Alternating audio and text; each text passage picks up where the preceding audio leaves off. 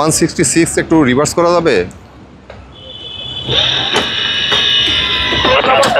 এইভাবে রাখেন। রেল লাইনে আমরা এরকম অনেক বক্স দেখি, এগুলো আসলে কি এবং কি কাজ করে?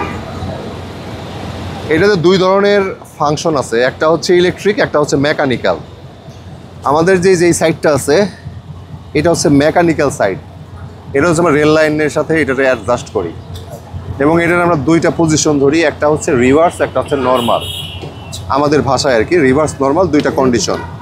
হাত দিয়ে যদি দেখায় বুঝাই দেন। এই যে এখন যে পয়েন্টটা আছে মানে এক লাইনে ট্রেন চলবে, তার মানে সেটা হচ্ছে নর্মাল পজিশন, এক লাইনে ট্রেন চলতেছে।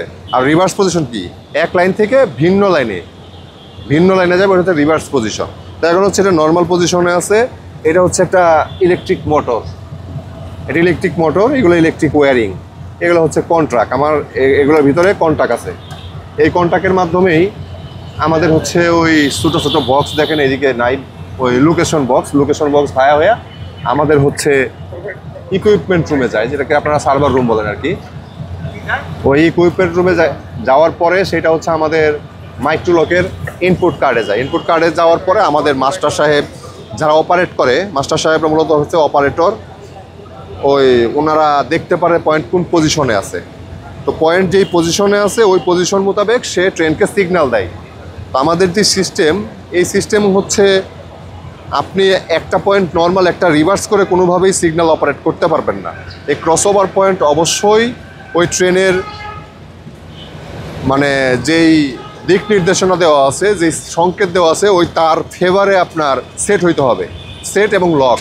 যদি সেট এবং লক না হয় তাহলে সেটা আনসেফ, এবং সেটাকে সেফ করার জন্য আমাদের এখানে এই কন্ট্যাক্ট আছে, ডিটেক্টর কন্ট্যাক্ট। এই কন্ট্যাক্টগুলো হচ্ছে এই কন্ট্যাক্টগুলো মেক করা লাগে। মেক করলে ও বুঝতে পারে যে না আমার পয়েন্ট সেট এবং লক আছে, তখন সে একটা ট্রেনকে অগ্রসর হবার জন্য সংকেত প্রদান করে।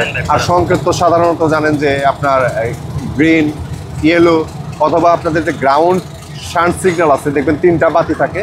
এটা যখন ডান দিক থেকে আড়াআড়ি জ্বলে ওঠে তখন সেটাকে ট্রেন অগ্রসর হবার জন্য পারমিশন দেয়, অনুমতি প্রদান করে। তো আমাদের এই মাইক্রোলক বা সিবিআই সিস্টেমে এই পয়েন্টগুলো অত্যন্ত মানে কি বলে যাত্রী সাধারণের নিরাপত্তার, ট্রেন চলাচলের যে নিরাপত্তা সেটা নিশ্চিত করে। আমরা বলতে পারি যে মূলত এর কাজ হচ্ছে যে আপনার এক লাইন থেকে ট্রেন আর এক লাইনে নিরাপদে নেওয়ার জন্য। জি জি জি।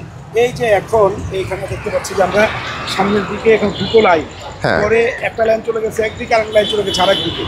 এইটা হচ্ছে বলে ট্রেন আমরা যদি নিতে চাই কোনো একটা নির্দিষ্ট লাইনে, তাহলে সেইটা এটা দিয়ে কিভাবে নিশ্চিত হয় সেটা যদি একটু বুঝি। এটা এখন হচ্ছে এটা মেন লাইন।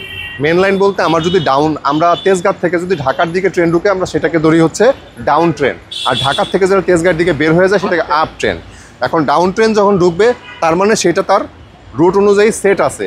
তো এখন যদি আমাদের একটা ওই যে উপরে একটা ইঞ্জিনের বাল লাইন আছে, ওইখান থেকে বিভিন্ন ইঞ্জিন ওইখানে দাঁড়ায়, তারপর ওইখান থেকে লুকো সেটে যায়। তো আমি এই পয়েন্টটা এখন আপনাকে রিভার্স করে দেখাবো। যদি প্ল্যাটফর্ম থেকে অথবা ওই বাল লাইন থেকে কোনো ইঞ্জিনকে ওঠানো হয় তাহলে সেটা রিভার্স করতে হবে। তার মানে বহু লাইন থেকে একটা লাইনে আসবে, সেটা হচ্ছে রিভার্স পজিশন। কেবিন 166 একটু রিভার্স করা যাবে? কেবিন 166 একটু রিভার্স করা যাবে? এইভাবে রাখেন।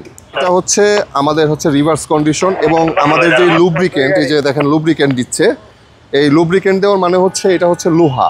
তো ওইখানে আমাদের একটা ছোট্ট পয়েন্ট মেশিন। তো আমরা যখন এই লুব্রিকেন্ট দিয়ে সেটাকে অয়েলিং করি তখন সেটাকে হচ্ছে চাপ কম পড়ে, এবং চাপ যখন কম পড়ে তখন সেটা ক্ষয় কম হয়, আমার ইঞ্জিনে প্রেশার কম পড়তেছে এবং দীর্ঘস্থায়ী লাস্টিং করতেছে।